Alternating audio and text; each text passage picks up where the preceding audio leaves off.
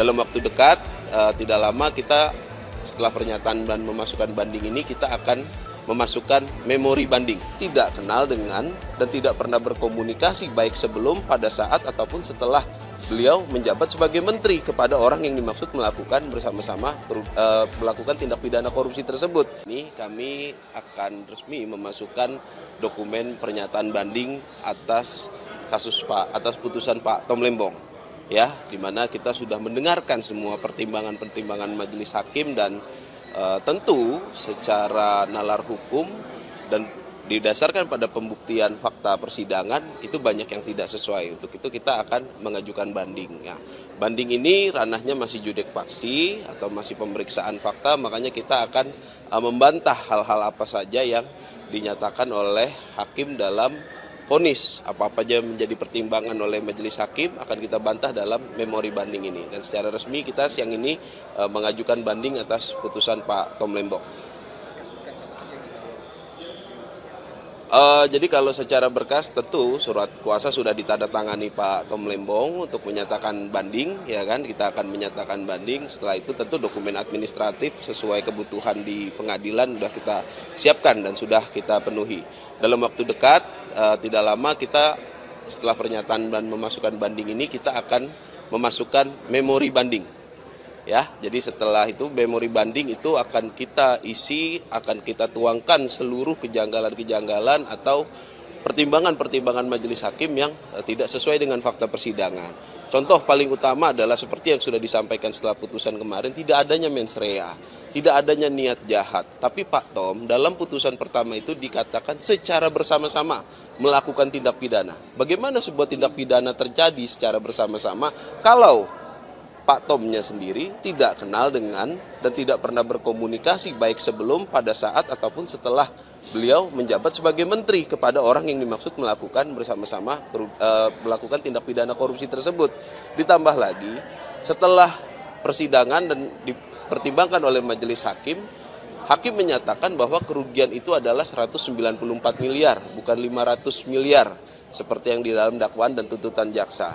Nah, 190 miliar ini dari mana asalnya?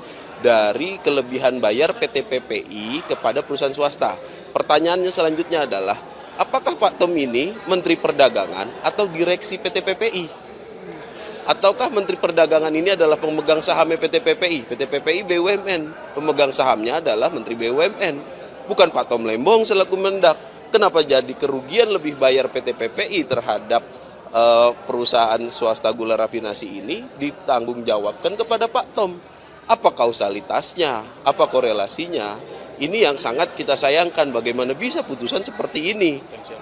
Gitu. Nah, ditambah lagi 194 itu adalah sifatnya potensial loss gitu kan. Nah, itu yang menurut kita itu sangat tidak tepat. Makanya kita menempuh upaya hukum banding ini.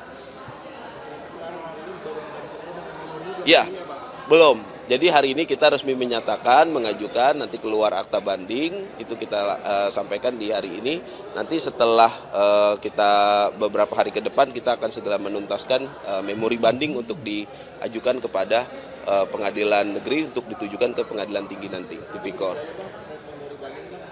Oke, jadi salah satu poin seperti yang tadi sudah disampaikan ya.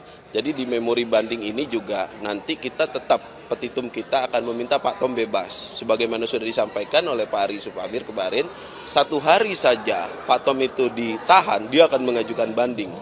Dia tidak mau namanya tercatat sebagai pelaku koruptor di negara ini. Ya, bukan pelaku korupsi, pelaku korupsi di negara ini. Itu makanya dia akan mengajukan banding. Untuk itu hanya upaya hukum banding lah gitu. Nanti kita akan udah upaya-upaya lain setelah kita membaca dengan detail putusan Pak Tom Lembong itu pertimbangannya apa-apa saja gitu kan. Ditambah lagi saya terangkan bahwasanya pertimbangan hakim yang menyatakan bahwa ada pertemuan, ada korelasinya antara Pak Tom dengan perusahaan swasta itu hanya didasarkan pada keterangan saksi yang pada saat persidangan menyatakan lupa bahwasanya Pak Tom itu ada pertemuan atau tidak dengan perusahaan-perusahaan swasta itu. Dan tapi yang pasti tidak ada mens rea yang bisa dibuktikan. Untuk itu kita melihat, memang kita mendengarkan semua putusannya itu tidak cermat ya, tidak teliti dan tidak didasarkan pada fakta-fakta persidangan. Ditambah lagi tugas menteri itu bukan tugas administratif. Contoh, Pak Tom itu dikatakan melakukan perbuatan melawan hukum karena apa? Tidak melakukan evaluasi, tidak melakukan kontrol. Kan ada kementerian, ada lembaganya, ada dirjen, semua ada tugas dan fungsinya masing-masing. Kalau seorang menteri harus turun ke lapangan juga secara detailnya, nah, apa tugasnya kementerian, lembaga kementerian ini apa kerjanya nanti, kan gitu kan. Untuk itu, ini tentu putusan dengan pertimbangan seperti ini tidak dapat kita terima. Ya, itulah salah satunya kita juga akan mengajukan banding dalam poin memori banding kita nanti. Ada tambahan, Bras? Cukup. Seberapa yakin Bang bandingnya akan diterima nantinya, Bang? Kami yakin pada lembaga banding ini akan diberikan putusan yang adil dengan membebaskan Pak Tom. Kenapa adil itu adalah membebaskan Pak Tom? Karena faktanya tidak ada tindak pidana.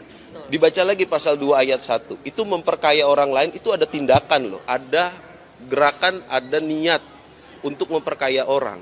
Lah kalau dikatakan seperti mana tadi disampaikan di awal, kalau dikatakan sedari awal secara bersama-sama itu nggak mungkin orang yang nggak kenal, gitu loh. Oh, perbuatannya memperkaya orang lain. Nah, ini nggak logis. Hukum ini bukan cuma aturan, dia harus bisa ada kausalitasnya dan dia harus logis secara secara dalil. Bagaimana mungkin orang memperkaya orang yang tidak dikenalnya, gitu loh.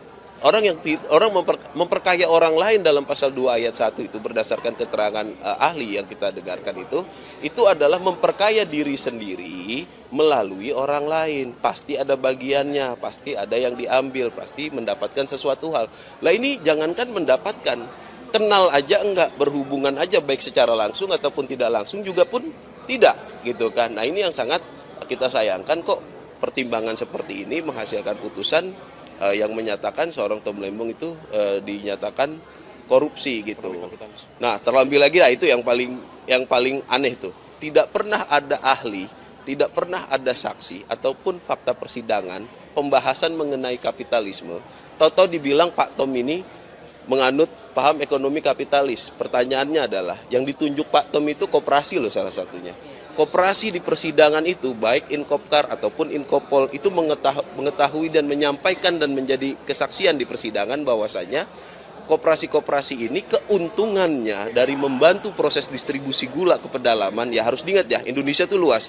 Distribusi gula ini keuntungan atau pendapatannya dari membantu stabilisasi harga dan menjaga stok ini, itu keuntungannya untuk anggota koperasi, baik itu Inkopkar ataupun Inkopol. Bagaimana bisa tindakan seperti ini dikatakan kapitalis? Terlebih lagi, ini adalah bentuk intervensi negara terhadap pasar. Ya kan, kalau dibiarkan oleh pasar, nah ini yang aneh gitu loh. Jadi kok hakim tahu-tahu menyatakan ada ekonomi kapitalis tanpa ada pembahasan. Ini kita dari mana kita nggak paham ini nalarnya hakim seperti apa, kok bisa tahu-tahu muncul ada putusan berpertimbangan. Ya ini tentu di sisi lain ini akan menjadi presiden buruk ya dalam proses penegakan hukum kita. Sesuatu yang tidak diperiksa, diperdengarkan di ruang sidang dan tidak pernah terbukti di sidang, tahu-tahu dalam putusan keluar. Ini sangat tidak bisa dibenarkan. Untuk itu tidak ada upaya hukum lain selain banding atas putusan ini. Bang Zaid, izin penegasan lagi, berarti ini soal mens rea atau meeting of mind dari Pak Tom ini juga jadi salah satu pertimbangan banding dari tim PH dan Pak Tom. Betul, meeting of mind atau yang disebut juga dengan bahasa lain itu mens rea atau juga niat jahat itu adalah salah satu poin utama. Bagaimana bisa sebuah tindak pidana terjadi tanpa adanya kesamaan kehendak oleh para pelaku tindak pidana. Bagaimana bisa juga sebuah tindak pidana itu terjadi tanpa dilakukan adanya sebuah niat jahat. Niat ini kan harus ada buktinya. Buktinya apa? Adanya sebuah perbuatan. Nah, dari perbuatan-perbuatannya ini, itu bukan perbuatan-perbuatan untuk niat jahat. Nah, importasi gula yang dilakukan atau persetujuan importasi yang diberikan oleh Pak Tom Lembong itu dengan menerbitkan izin PI, itu tidak perlu rakortas. Ya, itu adalah kewenangan dia selaku menteri untuk melaksanakan Perpres 71 tahun 2015 dalam langkah stabilisasi dan menjaga harga gula gitu loh. Jadi menjaga stok dan menjaga harga gula, karena harga gula saat itu sangat tinggi karena keterbatasan stok. Ingat, akhir tahun 2015 stok kita hanya 800.000. Sedangkan berdasarkan keterangan ahli, idealnya itu untuk stok di awal tahun atau sisa akhir tahun yang menjadi stok buffering ke awal tahun itu minimal 1,25 juta ton. Itu stok minimal untuk harga. Akhirnya apa? Setelah kebijakan Pak Tom diterbitkan, dilaksanakan stok gula, itu 2017 harga mulai melandai, semua akhirnya terlihat karena stoknya ada stok ideal gitu. Jadi tidak ada itu kesalahan-kesalahan yang dimaksud itu adalah kesalahan pidana. Kalaupun perbuatan tidak rapat itu adalah kesalahan, ya itu bukan kesalahan pidana gitu kan. Itu pun kalaupun kesalahan. Nah, ini kan enggak, karena ada kewenangannya gitu. Ditambah lagi putusan hakim juga mengesampingkan fakta dan bukti di persidangan bahwasanya itu adalah perintah Presiden Joko Widodo pada saat itu. Itu diterangkan oleh saksi dari Inkopkar ya dan Inkopol gitu, dan juga ahli dari JPU pun meminta agar keterangan Pak Presiden hari itu untuk didengarkan. Sayangnya kan tidak dihadirkan oleh hakim. Oke. Sehat, kemarin kita habis minta tanda tangan, ya alhamdulillah dia sehat, dan saya sampaikan bahwa seluruh masyarakat Indonesia yang masih menggunakan akal sehatnya mensupport dan mendukung beliau, dan ini kasus Pak Tom ini benar-benar menyadarkan kita bahwa kondisi penegakan hukum Indonesia ini sedang tidak baik-baik saja. Ya, jadi siapapun bisa seperti ini kan ketika tidak ada sebuah standar dan proses penegakan hukum yang baik dan benar gitu. Ada lagi? Nanti akan ada banyak poin, tentu semua pertimbangan-pertimbangan yang dijadikan dasar oleh majelis hakim sebagai dikatakan perbuatan melawan hukum, salah satunya tidak melaksanakan rapat, tidak mendapatkan persetujuan dari Kementerian Perindustrian, itu akan kita bahas. Itu akan ada banyak hal. Nah, mengenai rekomendasi Kementerian Perindustrian, itu untuk gula industri. Kita sudah membuktikan, contohnya adalah PT Angels Product itu ada dokumen rekomendasi dari Dirjen Agro Kementerian Perindustrian. Itu kalau untuk industri itu diterbitkan bulan Februari 2016 dan itu sudah kita jadikan bukti juga di persidangan. Kalau kebutuhan industri butuh rekomendasi dari Kementerian Perindustrian. Kalau ini yang diimpor itu untuk gula konsumsi, bukan untuk gula industri. Untuk apa fungsinya persetujuan dari Dirjen Kementerian Perindustrian? Nah, kenapa yang diimpor adalah gula kristal mentah? Itulah letak kebijakannya Pak Tom, agar apa? Agar ada pengolahan dalam negeri, ada lapangan kerja yang tercipta, dan ada penambahan devisa gitu. Itu kenapa dipilihnya. Kalau impornya barang jadi atau GKP, itu harga udah pasti tinggi. Yang kedua, itu proses order, itu harus PO dulu. Nggak ada itu kita beli gula putih langsung jadi langsung kirim, itu nggak ada. Ya, di fakta persidangan sudah dibuktikan bahwasanya kalau mau order GKP itu harus PO dan itu butuh waktu. Di luar negeri pun butuh memproses. Pertanyaannya, siapa yang diuntungkan kalau gitu? Kalau impornya adalah GKP? Luar negeri, karena mereka yang memproses. Bukan dalam negeri. Kalau dalam negeri yang memproses, otomatis ada tenaga kerja, ada pajak atas tenaga kerja, ada barang-barang untuk memproses itu yang menimbulkan keuntungan bagi Indonesia. Makanya kita mendatangkan ahli itu bisa membuktikan kurang lebih ada 900 miliar pendapatan atau keuntungan negara yang diterima dengan mengimpor gula kristal mentah.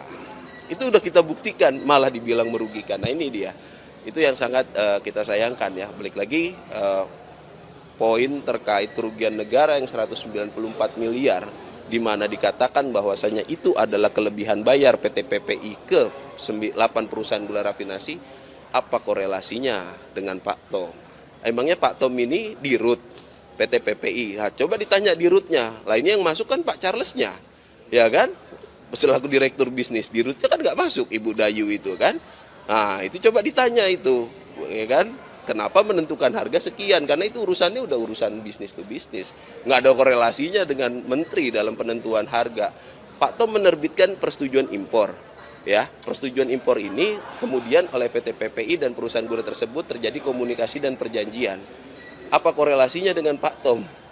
Kok bisa sih 190 ini karena perbuatannya Pak Tom? Ini terlalu maksa.